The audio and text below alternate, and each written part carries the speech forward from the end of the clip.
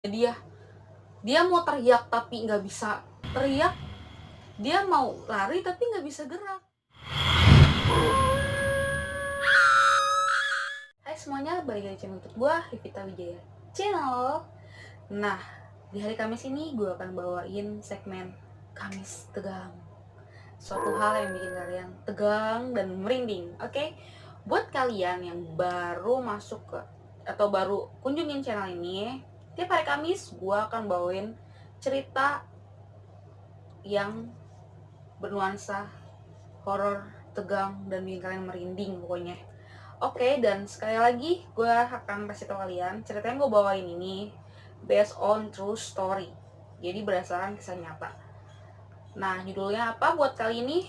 Buat cerita kali ini, hantu di hotel besar yang tidak boleh disebutkan namanya. Mau tahu ceritanya kayak apa? Yuk, langsung masuk ke ceritanya.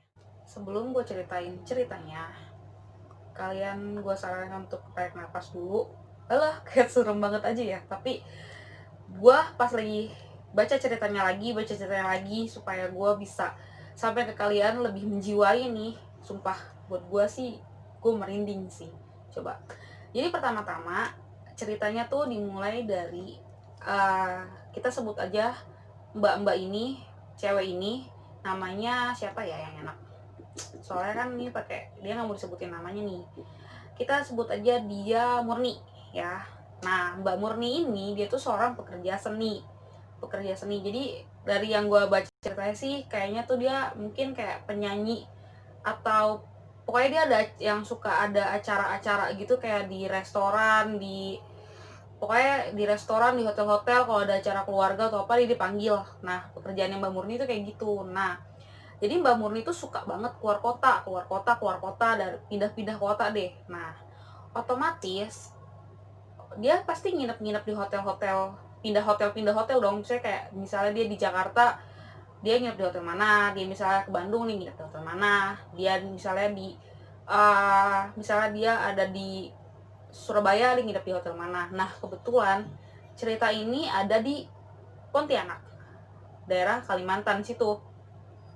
Nah, di Pontianak ini dia tuh kan ada acara di sana, acara pesta keluarga gitu, dia harus ngisi acara di Pontianak situ. Nah, kebetulan acaranya tuh dia ngisi di restoran. Cuma dia tuh apa ya, nginep di hotel yang di deket restoran itu.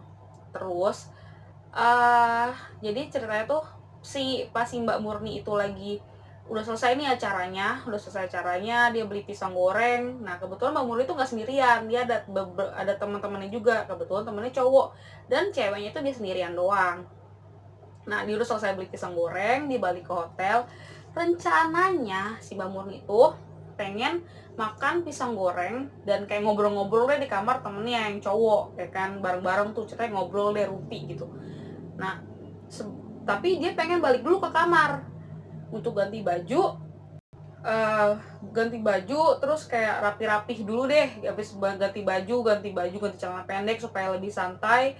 Ngobrol kan juga enak ya, soalnya kan abis di acara kan pasti masih make up, masih on point banget deh, tahu sendiri kan kalau cewek rempong kayak apa. Nah, dia mau balik ke kamarnya dulu supaya ya enak ngobrol lebih santai.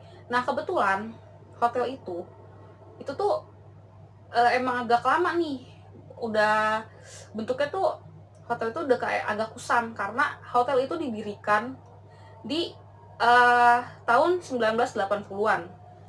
Kalau dia 1980-an di daerah Pontianak, karena nggak boleh disebutkan namanya, cuman ada bocoran nama hotel itu berhubungan dengan nama sungai yang besar yang di daerah yang ada daerah sana, sungai besar yang ada daerah sana, itu namanya ya, bocorannya nih. Oke, jadi tapi tetap nggak boleh sebutin namanya, kalian pikir sendiri aja itu namanya apa. Oke, terus balik ke si Mbak Murni yang tadi. Nah, ceritanya tuh hotel tuh bangunnya tuh lama, ya kan, udah tahun 1980-an. Ya kalian tau lah ya nuansa kalau bangunan lama tuh kayak ada aura-auranya gimana gitu. Pokoknya pas masuk kayak aduh, ini hotelnya lama ya, kayak gitu lah, pasti ada aura-aura kayak gimana gitu ya kan. Nah, terus ceritanya, dan biasanya tuh kalau hotel-hotel lama tuh lorongnya panjang. Kebetulan di hotel tuh lorongnya berbentuk L tapi panjang. L tapi gitu. Nah, kamarnya si Mbak Murni ini di pojok deket letter L-nya itu, pas banget di pojok. Nah, kamar temennya itu selang 3 kamar dari kamar dia. Cuman kamar temen cowoknya itu kamarnya berjejer, cuman kamar dia doang yang agak terpisah 3 kamar. Gue gak tau dia nginep di kamar berapa karena dia nggak dijelasin di situ di kamar nomor berapa. Cuman ya lorongnya letter L kayak gitu. Dia di bagian hook kayak deket pas tikungan yang L-nya gitu. Nah terus dia balik ke kamar nih, yang tadi gue bilang dia kan mau ganti baju kan. Pas dia balik kamar mau ganti baju, dia ganti baju tuh di pojokan ranjang, kayak di bagian sudut ranjang kayak gitu. Dia ganti baju, terus tiba-tiba dia ketok pintu, tok tok tok gitu kan. Dia pikir temen cowoknya dong, mungkin kayak ayo cepetan gitu atau apa gitu ya kan. Dia pikir, dia bilang ya sebentar ya, gue lagi ganti baju, kata dia gitu. Nah pas udah selesai dia ganti baju, pas dia mau buka pintu dia masih ngeliat tuh kan. Otomatis kayak kalau pintu kita tahu dong kalau ada orang kan apa sih, ada bayangan bayangan kan di bawah pintu tuh. Dia ngeliat kayak ada bayangan, kayak ada orang berdiri di depan. Pas dia buka pintunya dan apa yang terjadi, gak ada siapa-siapa. Otomatis dia langsung celingak-celinguk dong, dia langsung lihat kok nggak ada orang. Sedangkan pas dia mau buka pintu tuh ada bayangan tuh di bawah yang orang berdiri yang tadi gue bilang. Pas di bawah itu dia lihat kan orang panjang kan, gue bilang panjang dan bentuknya L, dan sepanjang orang itu nggak ada orang. Nah dia tengok kiri nggak ada orang, kanan nggak ada orang. Dia langsung merasa wah serem nih, ini hotel serem nih gitu kan. Nah ya udah dia tuh langsung buru-buru tutup pintu lagi. Nah kendala keduanya adalah dia kan pakai softland nih. Kebetulan si Mbak Murni itu saat itu belum lasik, jadi dia punya minus 6,5, yang kalau misalnya nggak pakai softland tuh pasti burem banget ya kan. Itu burem, jadi dia harus, nah dia langsung mikir gimana caranya gue supaya lepas softland cepet-cepet, karena ada jeda di mana dia burem. Karena kan pas dia lepas terus dia harus pakai kacamata dong ya kan. Terus dia coba tuh buka softland. Pas dia buka softland karena ketakutan dia gemeteran, softland jatuh ke bawah. Nah karena warnanya bening dan mata dia buram, dia nggak kelihatan. Sedangkan dia bilang kayak harusnya tuh saat itu gue pakai kacamata dulu baru gue cari softlandnya, kata dia. Cuma karena saking panik dia nggak bisa mikir tuh kayak udah di mana nih softland gue gitu. Dia harus gimana juga harus nemu tuh softland kayak gitu. Dia harus cari tuh softland. Pas dia lagi nunduk nyari tuh softland, langsung auto tiba-tiba dia merinding sampai ke tangannya dia, dari leher langsung zing gitu. Dia langsung doa, dan dia langsung ambil softline-nya pakai kacamata, dan dia udah buru-buru lari keluar kumpul sama temennya. Serem banget sih Mbak Murni. Oke. Dan abis itu kan udah setelah selesai dia ngobrol-ngobrol sama temannya yang gue bilang dari di awal, kan dia pengen ngumpul sama temennya makan pisang goreng sambil dia ngobrol. Cuma dia nggak berani cerita ke temennya tentang kejadian dia di kamar, karena dia kan terkenal tomboy di anak-anak laki tuh, gengsi dong kalau dia bilang dia takut. Nah akhirnya tadi dia mikir, gue mau tidur di apa gue tidur bareng sama anak-anak laki ya. Sebenarnya anak-anaknya laki-laki juga teman-teman cowoknya itu baik-baik aja gitu, maksudnya nggak yang bandel, nggak yang gimana, cuman gengsi lah dia untuk tidur bareng, dan bilang dia takut di kamarnya kayak gitu. Dia memberanikan diri untuk tidur sendiri tuh di kamarnya sendiri. Cuman dia nggak bisa tidur kalau terang dan berisik. Soalnya kalau dia tidur di kamarnya temennya yang cowok atau temen cowok itu pasti dia nyalain TV, terus sama nyalain lampu lah kayak gitu, ngerokok lah atau apa. Jadi kayak nggak tenang aja kayak gitu. Jadi dia lebih pilih di kamarnya karena dia harus tidur gelap gulita dan sepi. Oke, nah saat itu dia tidur tapi cuma lampu kamar mandi aja nih nyalain. Nah ini kayak gue kalau tidur, misalnya kayak waktu itu gue jalan-jalan ke Bali bareng teman-teman, nah kan nggak mungkin dong semua lampu mati, cuman ya yang diandelin ya lampu kamar mandi. Seenggaknya karena gue kayak harus ada cahaya dikit deh gitu supaya nggak serem-serem banget. Itu kan tempat baru ya, kita nggak tahu tempat gitu. Nah otomatis dia cuman sama nih, si Mbak Murni juga cuman ngandelin cahaya lampu kamar mandinya aja biar dia tuh nggak terlalu gelap-gelap banget. Oke, saat dia mencoba untuk tidur, tiba-tiba ada sosok di pojokan dekat kamar mandi. Kan lampu kamar mandi nyorot dong, jadi di pojokan kamar mandi itu dia kelihatan jelas banget. Gue merinding dong, gue takut. Oke, ada sosok cowok, orang, gue nggak tahu ini cowok cewek, pokoknya orang, cuma nggak kelihatan jelas mukanya, cuman itu udah bener-bener orang. Sosoknya itu hitam. Aduh gue takut nah hitam nih. Aduh gue merinding dong. Hitam, terus nggak jelas mukanya, terus menghampiri dia duduk di pojokan kasur ya. Otomatis kalau ada orang duduk kan nggak semua kasur yang kedap sama gerakan kan, ada kasur tuh yang kedap gerakan. Jadi kalau ada yang misalnya kita tidur berdua, satu geser, kita nggak ngerasain apa-apa, kita masih bisa tidur tenang kayak gitu. Tapi nggak semua kasur kayak gitu. Nah kebetulan di kasur itu kalau ada yang duduk tuh, itu berasa ada gerakan gitu, kayak ada tekanan gitu loh di kasurnya. Dia berasa ada yang duduk banget dan ngeliatin dia dari pojokan sambil terus ngedeketin dia. Dia sama kayak mau tekan gitu, deketin terus tekan badannya dia. Dia mau teriak tapi nggak bisa teriak. Dia mau lari tapi nggak bisa gerak. Nah kalian pernah nggak sih ngalamin kayak gini? Kayak mau ngomong, kayak ada sesuatu yang, ada sosok yang ngantirin kalian, terus kalian pas mau ngomong tuh nggak bisa, kayak kaku gitu. Mau lari tuh nggak bisa gerak, kayak kaku gitulah pokoknya. Itu yang dirasain. Terus dalam hati dia doa, terus akhirnya sosok itu hilang dan dia bisa tidur. Dia mencoba berusaha keras banget untuk bisa tidur dan akhirnya bisa tidur. Sampai akhirnya dia tidur sampai pagi deh, sampai menjelang pagi, dan akhirnya pagi nih. Selamat banget Mbak Murni. Pas sampai pagi akhirnya di check out dong. Pagi pokoknya dia bangun pagi, dia langsung beres mandi, beres. Udah dia langsung keluar kamar. Dia langsung keluar kamar. Tangan sebelah kirinya nahan pintu, sebelah kanan sebelah kiri nahan, kanan tuh narik koper ya. Sebelum dia tutup pintunya, tiba-tiba jebret, pintunya ketutup sendiri kenceng. Ya udah dia sambil turun ke lobby, dia mikir, kok ketutup sendiri ya, kena angin apa ya.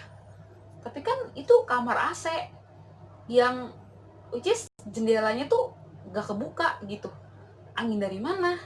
Mungkin penunggunya kesel kali ya, karena elah cuma sehari doang, gue apa sih nakut-nakutnya tuh nggak puas nih, kayaknya sih kayak gitu. Sekian cerita dari Mbak Murni. Setelah ya udah habis dia check out, ya udah itulah pengalaman pribadi Mbak Murni menginap di hotel besar yang ada di daerah Pontianak, yang namanya tuh nama sungai yang nggak boleh disebutin namanya. Oke? Nah, gue ada satu lagi cerita horor, dan ini bener-bener pengalaman pribadi dari pacar gue. Mau banget gak nih kalian tahu ceritanya? Ini sama ngerinya, dan terjadinya di hotel yang sama loh, di hotel yang sama yang Mbak Murni nginep ternyata.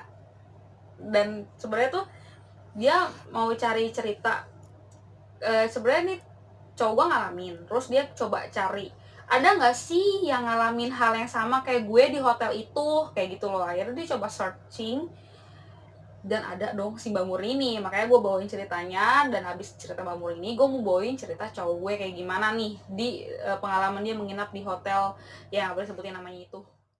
Cerita cowok gue tuh kayak gini. Nah waktu itu dia, karena cowok gue tuh orang Kalimantan, dan kebetulan di sana tuh lagi cap gomeh, dibaliklah ke coba ke kampung halamannya dia gitu. Dia nggak sendiri, dia bareng 3 saudaranya, sepupunya kayak gitu deh. Ada 3 orang, ini cowok semua nih, jadi berempat nih mereka, cowok gue, saudara. Nah gue samarkan yang namanya biar jelas nih, nggak siapa gitu, biar kalian tuh nggak pusing gitu. Cowok gue dia bareng temennya, gue sebut saja dia namanya siapa, gue nggak mau sebutin nama aslinya, sebut aja namanya itu siapa ya, Chandra. Ketiga itu namanya Anto. Keempat itu namanya Supri. Lu namanya kayak gitu aja ya. Jadi cowok gue Chandra, Anto, Supri. Nah, empat orang nih, ya kan. Nah, pas lagi ke sana, kebetulan mereka sambil traveling juga sih sebenarnya. Jadi mereka tuh ke beberapa tempat. Nah, kebetulan mereka juga di beberapa hotel kayak gitu. Jadi pas sampai sono dia sewa, lagi di sini dia sewa hotel ini, lagi di sini daerah yang ini dia sewa hotel ini, paling semalam kayak gitulah ya. Nah, terus kebetulan pas lagi di daerah deket sungai itu, dia nginep di hotel yang besar itu, yang nggak sebutin namanya, yang sama kayak Mbak Murni tadi. Nah, emang sih itu kan dia cerita ke gue, emang itu bangunannya emang agak lama sih Han, namanya juga Hani gitu lah. Nah, terus emang agak lama sih Han, dia kan cerita ke gue kayak gitu. Soalnya dari storynya hotel itu tuh dari tahun 1980-an, sama kayak yang Mbak Murni ceritain nih, relate, emang hotelnya sama. Terus udah gitu dia nginep dong tanpa ada perasaan itu hotel serem atau apa. Dia juga nggak ada ngeliat-liat referensi di Google. Kayak kan kadang kan kita sebelum nginep di hotel, kadang tuh gue pribadi sebelum nginep di satu tempat, kalau emang pribadi gue yang booking ya, gue kan ngeliat tuh hotel itu ada storynya yang aneh-aneh nggak sih gitu. Pertama, kedua, tempatnya kayak gimana nggak sih, kalau serem nggak mau gitu, mendingan gue cari yang lain, mahalan dikit gak apa-apa deh, yang penting nggak serem. Cuman sayangnya nih, sialnya dia, karena itu kan Cap Gome pada banyak yang balik dong ke Kalimantan, ke daerah situ, karena di sana tuh biasa kalau lagi Cap Gome itu ada ritual-ritual yang bukan ritual sih, ada acaranya gitu deh. Jadi kebetulan rame banget, hotel-hotel tuh pada penuh, dan kebetulan di sana tuh ada slot kamar kosong nih. Akhirnya dia ke tempat itu, dia booking di situ. Terus dia pesen 2 kamar. Dia pesen 2 kamar, satu kamar tuh berdua-dua sama temennya. Nah, kebetulan dia itu bareng sama cowok tuh bareng si Chandra. Nah, si Anto bareng sama si Supri, sekamar nih. Nah, kamar yang ditempatin cowok gua itu kamar nomor 242. Kamar yang ditempatin saudaranya 244 ya. Nah, terus pertama biasa aja, nggak terjadi apa-apa kayak gitu. Nah, seperti yang tadi si Mbak yang tadi dicerita Mbak Murni, lorong panjang dan bentuk L. Nah, itu sama banget nih sama yang cowok gue cerita, karena emang di hotel yang sama kan. Cuman ya gitu, karena bangunan lama, aura-auranya tuh bikin merinding dong, ya kan. Nah, terus ya aja gue ceritanya merinding. Terus pertama dia masuk masih it's okay lah ya. Terus pas kebetulan dia mau tidur, ada suara orang nyanyi.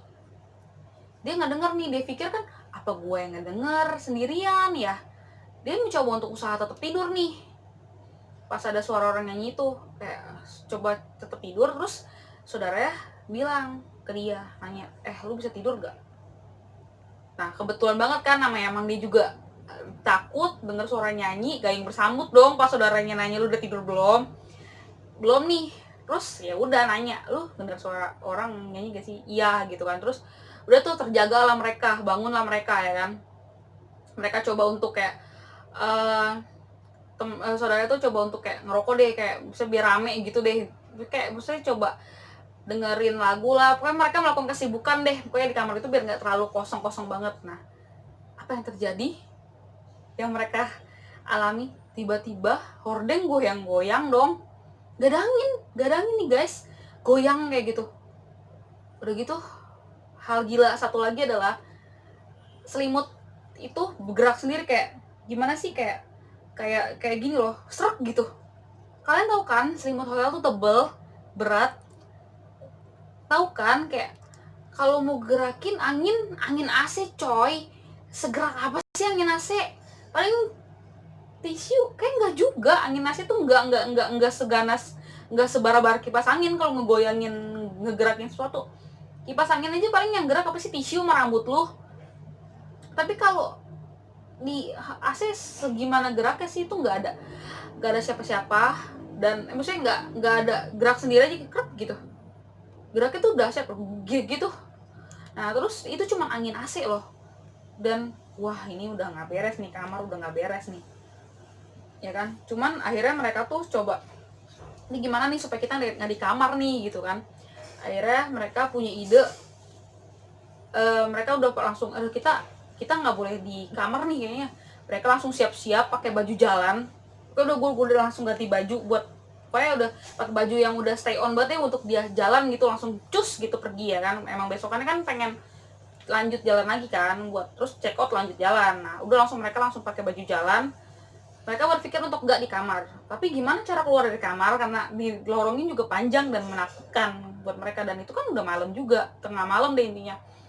Terus dia telepon lobby, dia telepon resepsionis buat pesan nih, pokoknya dia pesan makanan deh, dia pesan Milo sama french fries tuh, gue inget banget dia cerita. Nah Milo dan french fries dia pesan, dia panggil supaya masnya nganterin ke kamar.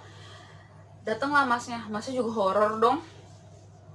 Masnya tuh kaku gitu, tegang gitu, kayak ditanya pas kayak ketok, mereka ngintip dong, orang nggak nih yang ngintip. Wah manusia ternyata gitu kan. Pas dia buka, abangnya nganterin, terus kayak abangnya juga horor, kayak tegang kaku gitu mukanya, kayak kanebo kering deh pokoknya. Terus si bapaknya kayak kaku gitu mukanya, terus kayak, Pak boleh gak saya makan di lobi? Boleh, kata abangnya. Oke, tapi saya mau turun nih, bareng ya, tungguin saya, kata cowok gue gitu sama saudaranya. Iya. Nah terus turunlah mereka bareng sama si abang waiters itu. Nah mereka posisinya tuh di depan abang waiters di belakang, dia di berdua di depan deh. Turunlah mereka, udah mereka siap-siap, udah bawa tas, udah pokoknya udah pagi langsung cus aja gitu intinya. Pagi langsung keluar deh gitu, langsung gak usah balik-balik ke kamar lagi kayak gitu. Nah akhirnya turunlah mereka di lobi. Di lobi juga nggak sama, nggak apa namanya, nggak apa ya, nggak beda gitu loh, sama-sama sepi kayak gitu, sepi, nggak beda horornya, sepi, tapi masih lebih horor di kamar kalau kata dia.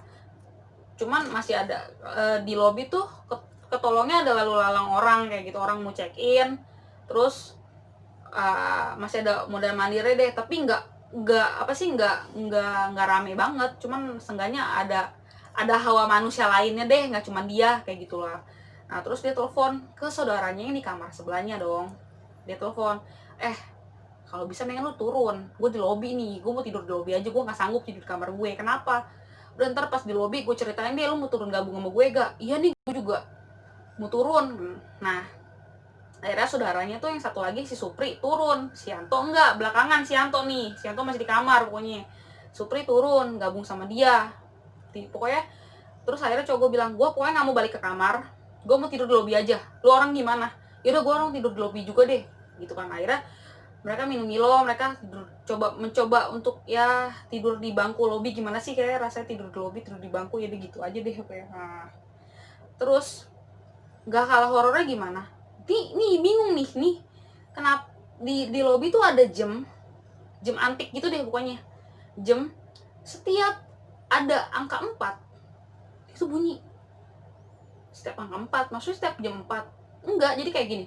2.14 bunyi. Ya kan? Terus kayak 2.24 bunyi, 2.34 bunyi, 2.44 bunyi, 2.254 bunyi. Pokoknya ada angka 4 tuh dibunyi.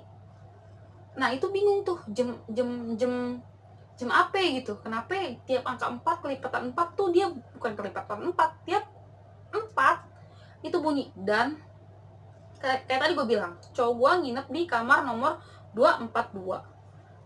Terus saudaranya 244. Nah, apa namanya? Terus sekarang kalau tiap kelipatan 4 jamnya bunyi. Ada apa di hotel itu? Kenapa harus tiap kelipatan 4? Gitu sih, merinding. Cowok gue ngehnya kayak jam bunyi, kok bunyi ya? Emang jam berapa ya? Dilihat ada 14 ya, ada 4 ya gitu. Terus gak lama bunyi lagi. Kok bunyi lagi? Ada 4 nih. Kok heran nih jam kenapa tiap kelipatan 4? Terus dia tengetin. Iya, tiap kali ada angka 4-nya tuh bunyi. Horor gak sih? Akhirnya pas mereka nunggu di lobi sampai pagi langsung mereka check out dan cus pergi. Gitu deh pokoknya ceritanya. Cerita nyata horor, pengalaman horor pribadi Mbak Murni dan cowok gue yang mereka alamin banget, bener-bener nih nyata di hotel yang nggak boleh sebutin namanya itu, yang berada di Pontianak, yang yang namanya tuh nama sungai besar yang ada di sana. Kayak gitu teman-teman. Pegel banget sih sumpah. Ini gue apal karena cowok gue tuh cerita tuh berkali-kali. Kalau ngomongin tentang Kalimantan, dia tuh nggak bisa move on banget sama cerita tentang dia nginep di hotel yang serem itu. Ya gimana ya, kalau gue jadi dia juga gue nggak bisa lupa. Gimana ya, si horor lah kayak. Terus si Mbak Murni, gue ceritanya kayak iya emang cerita nyata ya, terus gue baca berkali-kali, ya udah nyangkut di otakku aja kayak gitu. Terus kayak pas ceritainnya tadi sumpah, tadi gue merinding banget pas yang dicerita tadi. Ih serem banget. Oke, kalian punya pengalaman yang sama nggak? Atau kalian tahu nama hotelnya? Kayak nggak usah sebutin deh. Pokoknya kalau kalian ada kalian punya cerita yang sama, pengalaman pribadi di hotel itu atau pengalaman pribadi di hotel, kalian boleh cerita juga di kolom komentar di bawah ya. Terus kalau kalian suka cerita ini, kalian ketik like, terus jangan lupa di subscribe ya please. Pengen banget deh dapat 1000 subscriber, pengen ngerasain. Jangan lupa di subscribe channel YouTube gue. Makasih banget yang udah subscribe, terus yang udah nonton video ini sampai habis. Makasih banget. Terus jangan lupa di share nih video kemana aja, ke saudara kalian, teman kalian, adik kalian, pacar kalian, whatever, siapapun, di share supaya juga nonton video gue terus. Dan semoga ini nambah koleksi cerita horor kalian. Oke? See you next video. Bye bye.